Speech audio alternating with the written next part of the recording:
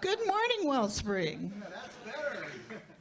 My name is Judy Bethman, and I'm part of your Sunday, January 23rd, 2022 service team. We have a few announcements. No. Meet Sunday mornings at 9:30 via Zoom. The link is in the weekly email and on the website. Upcoming speakers. For next week, we're going to have a video, Reality Reconciles Science and Religion by Reverend Michael Dowd. As you know, I have a big fascination about how quantum physics and religion are fusing together. In February, the 6th of February, we have Peggy Shin, and February 9th is our board meeting, which everybody is invited because it's on Zoom. February 13th, Dr. Edward Burlbaw will speak, and we will have our annual meeting after that. And February 20th, Reverend Kamatara will speak with a visioning after the service. And I don't have anybody for the last Sunday in February. Do you know who? Randy Granger. So an exciting upcoming month. All right, annual meeting, Sunday, February 13th after the service. A financial report will be giving, plus a year in review, future plans, and an election of new board members. 3 board positions are available. Also, next Sunday, the New Horizons Band will be in concert at 3 p.m. in Atkinson Recital Hall. The concert includes a wide variety of music from Leonard Bernstein to Henry Mancini. The band is under my direction. Dun, dun, dun. And lastly, our prayer team remains ready to serve and support you.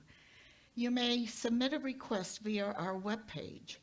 Our prayer team meets virtually on Tuesday afternoons and at 4:15 to pray with you. Excuse me. You may consider sitting in your quiet space during that time. We know we are one in spirit. The energy of prayer has no limits. Okay, please stand. Oh, we have an invocation. Everybody take a deep breath. Relax your body. Shut your eyes if you have a mind to do that. As we draw in a breath, we acknowledge the presence of Spirit here in this sanctuary and in, through, and around each of us attending this service in person and on Zoom. The divine presence is expressing through our platform assistant, our musicians, our speaker, and our technical support staff to bring us into the awareness that we are truly blessed and that we have so much to share with one another. The love of this community supports each of us in our personal endeavors and lifts us all. For that love and support, we are grateful and know that all is unfolding in divine perfection. And so it is. Stand if you are able, and we will do the Song of Joy. What happened to mine?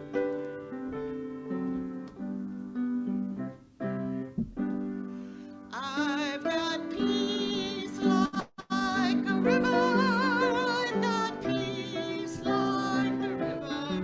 I've got peace like a river in my soul. I've got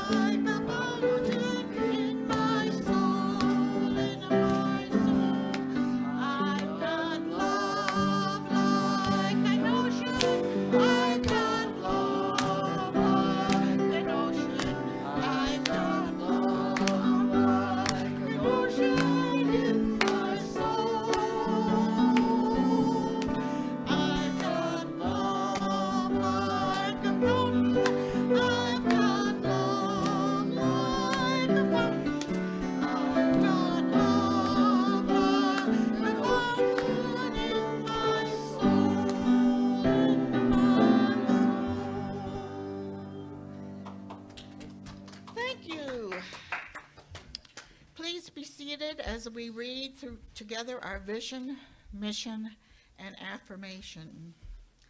Our vision: to elevate spiritual consciousness in our world.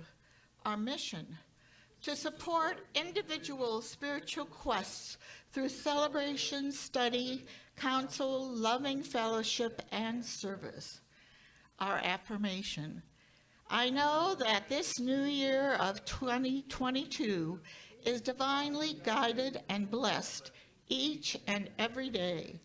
I allow Spirit to work through me to foster more compassion, love, and understanding everywhere I go. I am grateful for the Wellspring community that supports my spiritual well-being throughout the year, and so it is. Okay, it gives me great pleasure to reintroduce you to Doug Adams, backed by popular demand.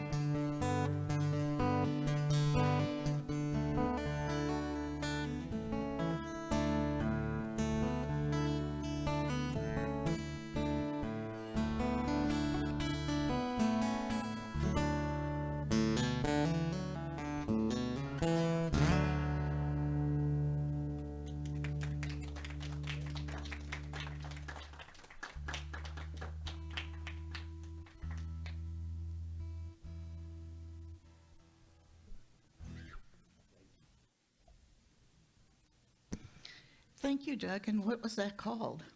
That was called Happy Houdini. Happy Houdini. Doug has a few CDs on the table in the fellowship hall if you're interested in purchasing. Mhm. All right. Our reading today comes from 365 readings for Science of Mind. It's a diary where you can open up whatever date the day is and find out what Edward Holmes thought the reading should be. And this is slipping down. I don't know why. Ernest Holmes. What did I say? Edward Holmes. Okay. Well, I'm looking at you and saying, this is about joy, and it's for May 1st.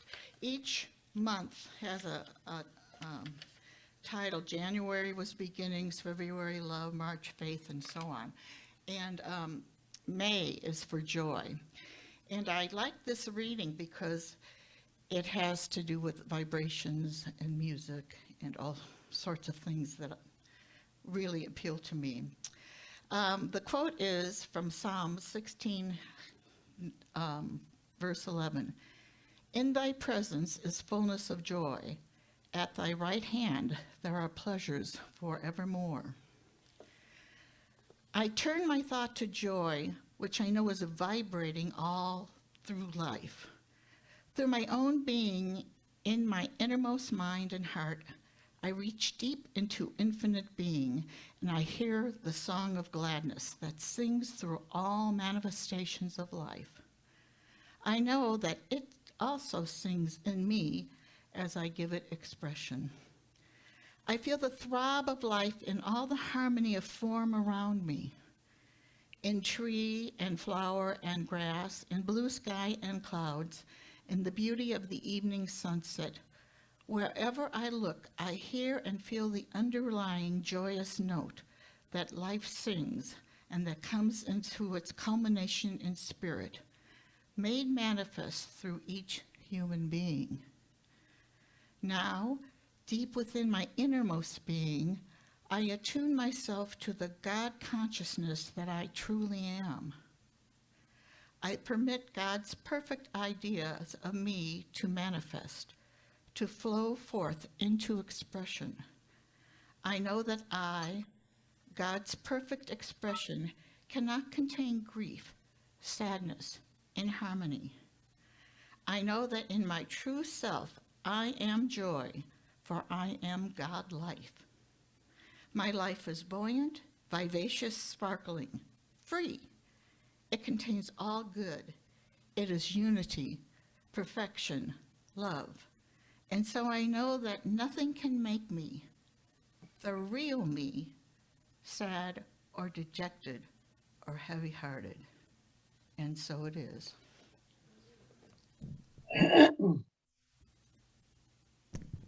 And now let me introduce Dr. Edward Burlbaw.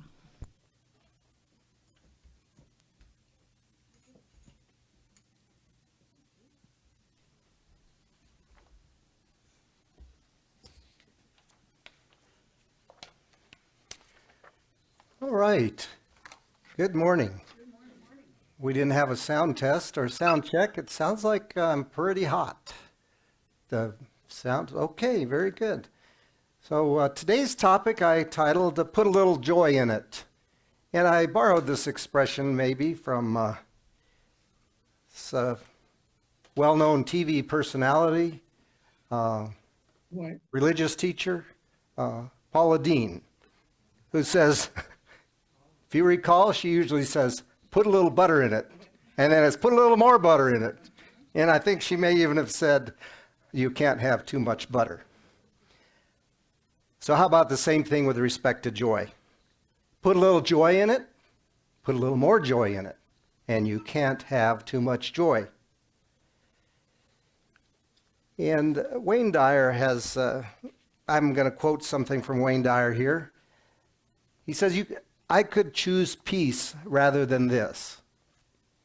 And I think many other folks have said something very similar to that, but I'm going to say I can choose joy instead of this. Whatever it is that's happening in our life, it doesn't matter. You have the option of choosing joy. We talk about change your thinking, change your life. Well, changing your thinking sometimes requires decisions. So I also want to contrast and compare joy with happiness, because we think of these two words really almost synonymous, but in many respects they aren't. So first of all, joy is a short word. Happiness is a long word. Okay? Sorry, there's a little attempt at humor there. Joy is in the heart. Happiness is in the face. And joy is of the soul. Happiness is of the moment. Now, Ernest Holmes says about joy in the glossary, the emotion excited by the expectancy of good, gladness, delight, exaltation. And about happiness, he says, a state of well-being or enjoyment of good of any kind. The term applies to the enjoyment or pleasurable satisfaction attendant upon welfare of any kind, a state of permanent joy. So I like that. Joy is an expectancy of good, and happiness is the enjoyment of good. All right. So I say that joy is a state of being, and happiness is a reaction to what's going on. The difference between joy and happiness lives in the heart. Joy runs deep and overflows, while happiness hugs hello. Joy is a practice and a behavior. It's deliberate and intentional.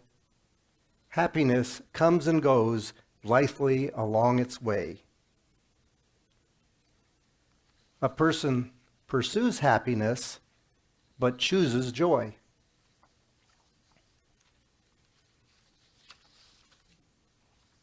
And in choosing joy, there's hope. With joy, hardship offers growth and opportunity.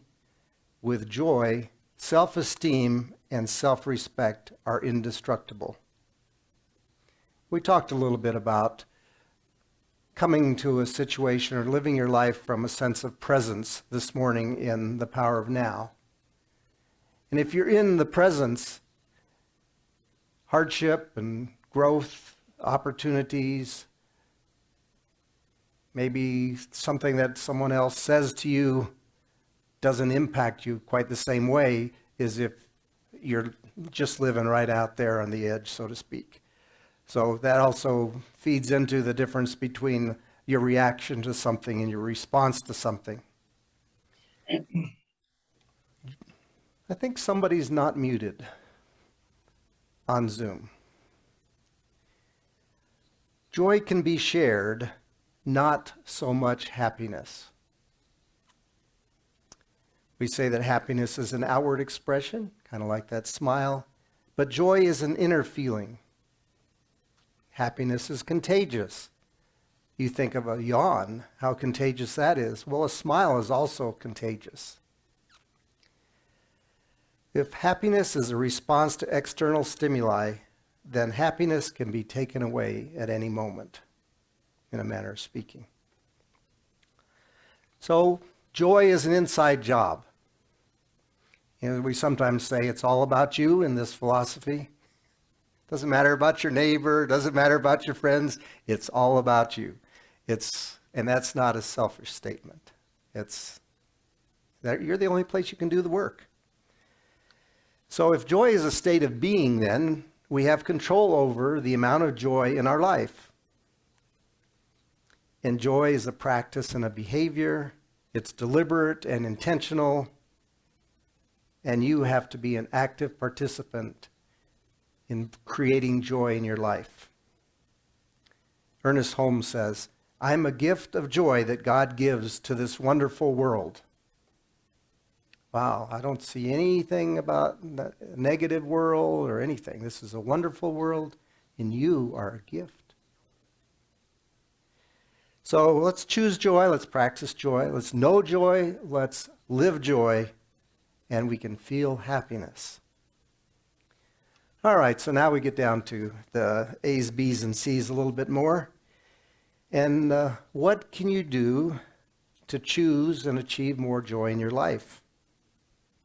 And if you look this up on the internet, you're going to find that there's dozens of folks on the internet who have their favorite 7 ways to have more joy in your life, 12 special ways of getting more joy in your life, 10 ways of having more joy in your life. So you could spend a lot of time doing that and maybe finding something that resonates with you a little better than what I might be going to say. But I picked a few of them. Number 1 in my list is let go of the past. A common use of the past. Anybody know what we use the past for most of the time? Beat ourselves up with it, right? All right. Well, we do know that the past is gone and nothing can be done about it except to recognize and accept the lessons that it brought to us, which may not always be easy, but so we have to stop worrying about whatever it was. There's nothing that we can do about it today, and now. And then if you're having trouble letting go of the past, there's a number of techniques that you can use. I know that, many of, such as the 12-step, does a lot of work with dealing with your past. If you feel you need to make some reparations for something you did to another in the past, well, then do so. Just clear that out of the way. And just remember that our past is what brought us to this exact moment in time in our living our life. Which kind of brings me to what I call my second point here, which is to practice gratitude. And why does that seem to fit? Because we can be grateful for whatever it was in the past, but we don't want to live in the past. It brought us where we are today, and where we are today is a joyous place. And of course, the quote from Meister Eckhart, if the only prayer you said was thank you, that would be enough. So when you have challenges in your life, realize that it's an opportunity for growth. Know that good is unfolding in the midst of whatever the challenge is. We are burning away the dross in our life and opening ourselves to greater luminance. And I've said this before, it's like trying to look through a dirty window or trying to let your light shine through a dirty window. And that dirty window is dirtied by our past, our hang-ups, our reactions to things. So let's let them go. Let's burn them away, so to speak. But why is it that gratitude is so powerful? Well, when we're grateful, we're affirming to the infinite source that we accept what is being given and we want more of it. All right. We are acknowledging what's being provided. You know, it's kind of like keep bringing it on. Spirit, God, whatever your deity is today. And Spirit doesn't know the difference between small and large. We talk about this in our affirmative prayer, that we're the only ones that believe there's a difference between small and large. So by being grateful for even the small stuff, I believe we're ingraining in our thinking to always say thank you. We thank you for the air conditioning, or the cooling, the heating. We thank you for all the people who are helping put on today's message. We thank you for the musicians. You know, we thank you for the lessons in our lives. All right, so we build up this practice of saying gratitude. So Oprah Winfrey says, surround yourself with only people who are going to lift you up, right? And that's my third on the list, surround yourself with positive people. Your friends should bring out the best version of you and help you to strive to new levels of life. And think of your friends as quality rather than quantity. I don't think that having 10,000 friends on Facebook is quite the same as having two good friends that when you're going through your stuff, hold the light for you and know that all is unfolding in divine order. And the same way in good times, those same friends that you can just have a good time with, enjoy. Friends who will see the greatest you and hold you accountable to that vision. Friends who will not judge you. I'd say friends with compassion, not sympathy. Your Wellspring community can be an asset in that way, right? And number 4, create positive daily rituals. And we've talked about this frequently. So often we talk about reading the Science of Mind magazine. Unity has its daily reader. There's plenty of places that, the book 365 Days of Ernest Holmes, read one a day. He's got it every day of the month for the year. If you recall a few weeks ago, Peggy Shin, repeated, and she's spoken of it before, of her 531. Anybody remember what that was? Oh, no, everybody's in meditation. Okay, that's fine. She said the 5 minutes of reflection a day, 3 things for which you are grateful, 1 act of kindness. That's pretty easy to remember. And you can start that. Gosh, you could start that at 11:54. Probably get it all done. PM. The same old, put an affirmation on your mirror. That works pretty good. You find yourself dusting around it and stuff, but you got to read it, right?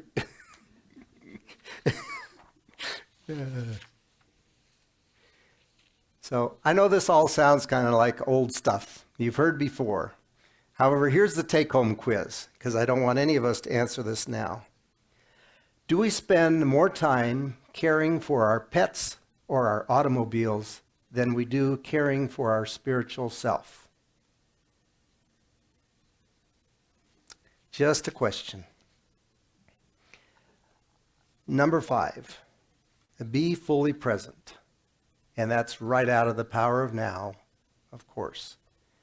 Well, the Power of Now is very similar to the readings of the Untethered Soul that Michael Singer. This is what we're doing in Early Birds, of course. So if you're not fully present in your life, how can then you extend the characteristics of spirit to others? The ones we're talking about: love, peace, joy. Someone wrote that joy is a communicable attribute of God.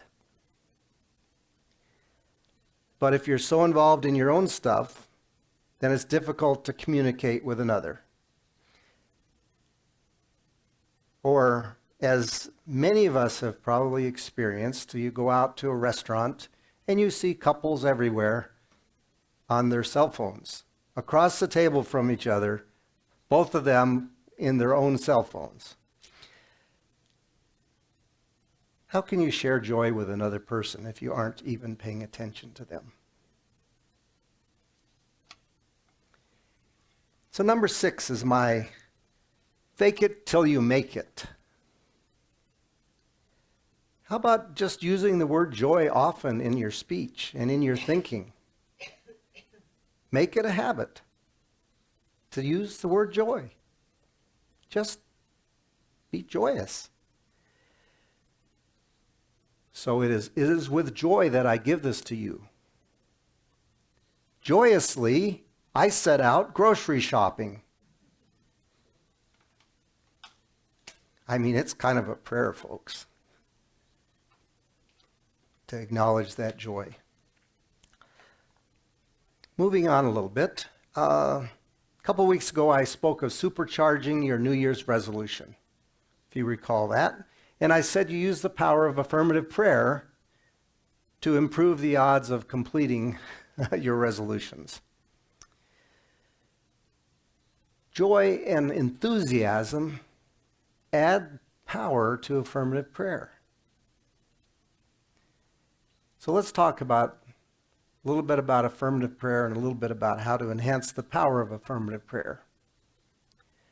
So we all remember what the 5 steps are, but you know that even if all of you raised your hands, I would probably still go through it. All right, there's the little mnemonic that says, "Are you ready to receive?" That's RURTR. And before we get involved in an affirmative prayer, we always want to set an intention to that prayer. Why are we even saying this prayer? And we usually want to say that intention almost as an affirmation. We want to say it in the positive. So in the negative, one could say, "I don't like being broke," right? Maybe what you want to say is your intention that I am fully supported financially with plenty to share and plenty to spare. We want to tap into the abundance of the universe. That's what this particular example is all about. All right, so the first R is recognition. The simple form of that is God is all there is. But also, because we have an intention, we want to acknowledge that God or Spirit has access to the infinite, the everything. So if we're looking about we want more of something, then that's an aspect of God or Spirit that we want to focus on. Not just that God is all there is, but the power of God, the abundance of God is everywhere. And then the second one is unification, starts with the U. We are part of or made from God, a simple form. And we too have access to the abundance of God. We have access to the creativity of God. We are part of God. We're made out of God. There's nothing else that we can be but of God. So that's the second step, of course. And realization is our third step. And that's, I almost like the word resolution better than realization.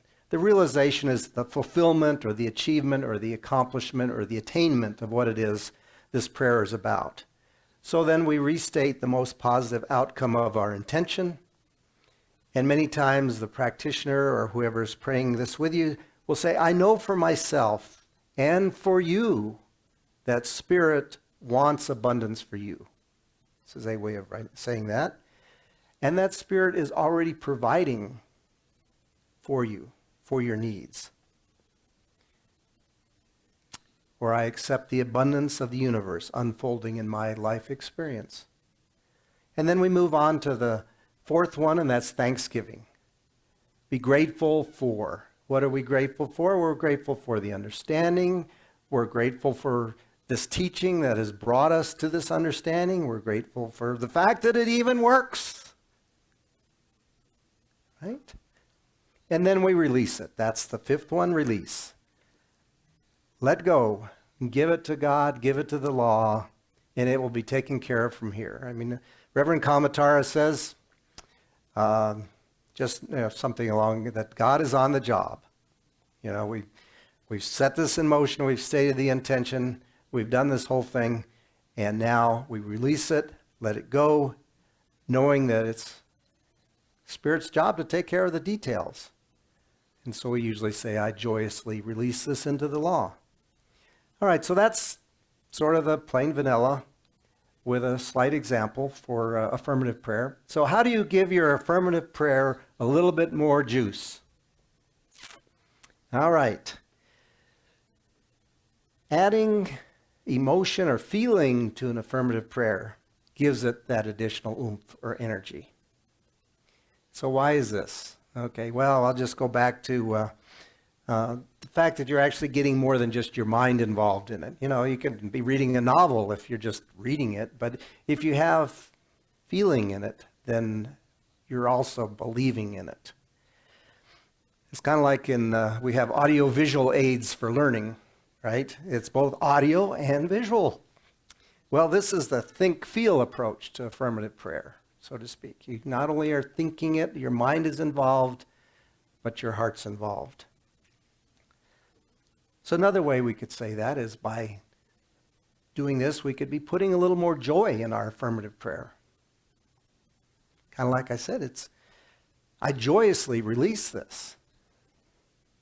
I joyously accept that I'm a piece and a part of God. Okay. So I would say go forth, feel the joy, and share the joy. So in case you all haven't seen this hat before, these were prepared a few years ago by Reverend Sam. It says, Wellspring, share the joy.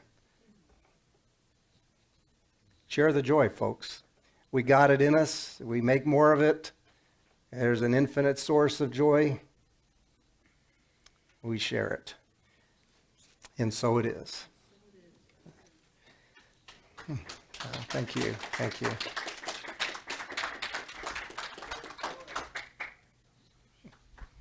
All right, now we have our own version of affirmative prayer, or not our own version. We have our affirmative prayer for today. And our intention for saying this is that we understand there are folks, family, members of our community that might be undergoing and going through some challenges right here, right now. Be they health challenges, financial challenges, employment. It doesn't really matter. We know that the operative word is that they're going through that. It is something that's in their life, that's been brought into their life joyously for them to deal with, overcome, and to find that peace and that joy in their life. So as we said earlier, Spirit, the infinite, the universe plus is all there is. There's nothing but that.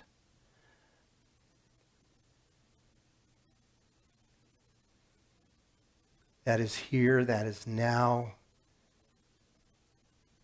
It's infinite, timeless.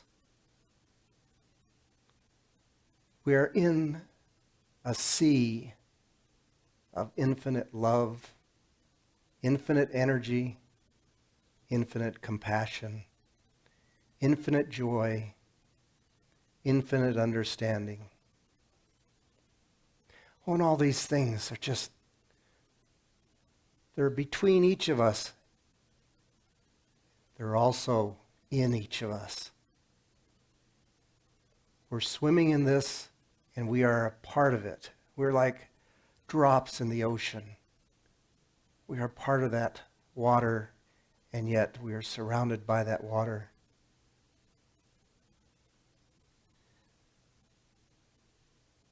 So we speak from that same knowingness, that same understanding of Spirit. We hold in our mind's eye all of our friends and our family who may be going through challenges, those who've been ill perhaps. We just see them, and we see through all the external appearances. In our mind's eye, we see the magnificent being each and every one of them are. We see them expressing God as only they can express God. We know that this unfoldment is bound to happen. There's no way that any of us can stop this ever-progressive unfoldment, this ever-progressing knowledge of who we are. And for that, we joyously give thanks that this universe is operating in our favor at all times. Spirit is there saying, "Come hither, my beloved." You are enfolded in all the love and the peace and the joy that there is. Just open your heart and accept it. And we give thanks that that is there at our beck and call at any moment. So we know that God and the law, Spirit is taking care of it all from here. We've placed our intention into this infinitely creative universe. We know that the details are not ours to be concerned with. We just know that it is happening in perfection, divine resolution. So I release this with that knowing. And so it is. All right, Doug, you are back up. And we may have some lyrics for that. No, they never came across. That's too bad. I can tell you the lyrics. All right, we'll figure them out there. Now we'll step down. Thank you, Edward. This is a song called Sanctuary, and it's got a chorus that you can sing along with if you'd like to. I'll teach it to you. It goes, sanctuary, you just have to stop and listen. Sanctuary, where everything is forgiven. Sanctuary, where every ending is a new start. That's all. So you just have to stop and listen. Everything is forgiven, and where every ending is a new start. And that's the chorus. We'll do it a couple times. But first, I want to tell you, I sat in the garden by the beautiful fountain, and I walked up the hillside, up to the top of the mountain, and I've been by the river just to follow its flow. Sacred place, wherever I go.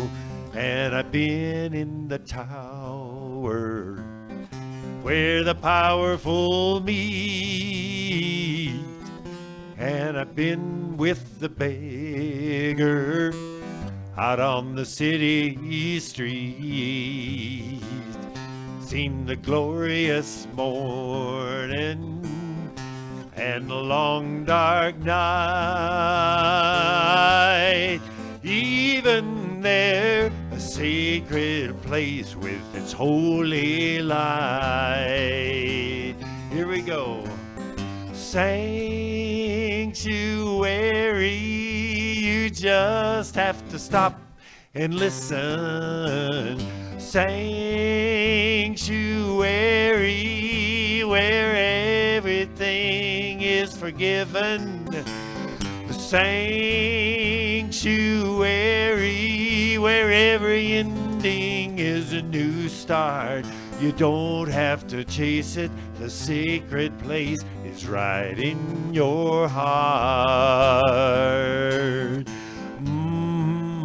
Sanctuary, sanctuary, sanctuary. Come on, sanctuary, sanctuary, sanctuary, sanctuary, sanctuary. Ooh, ooh.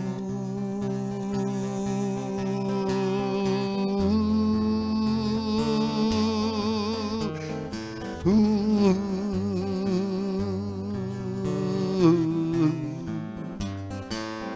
Well, I sat in the garden by the beautiful fountain, and I walked up the hillside to the top of the mountain, and I stood by the river just to follow its flow. Sacred place, sacred place wherever I go. Come on. A sanctuary, you just have to stop and listen. Sanctuary, where everything is forgiven. A sanctuary, where every ending is a new start. You don't have to chase it, the sacred place, it's right in your heart. You don't have to chase it, the sacred place, it's right in your heart.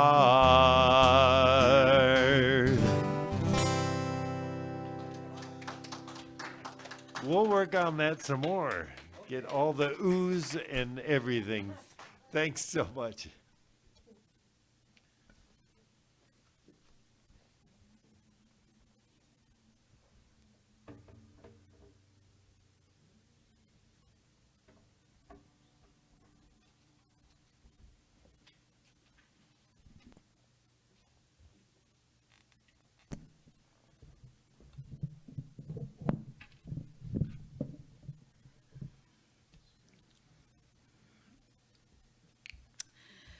Thanks a lot, Doug.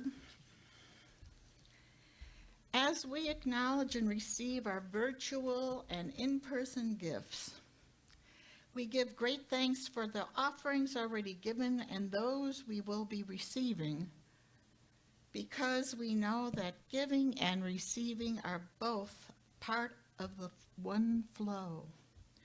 We affirm that we are also a part of that flow.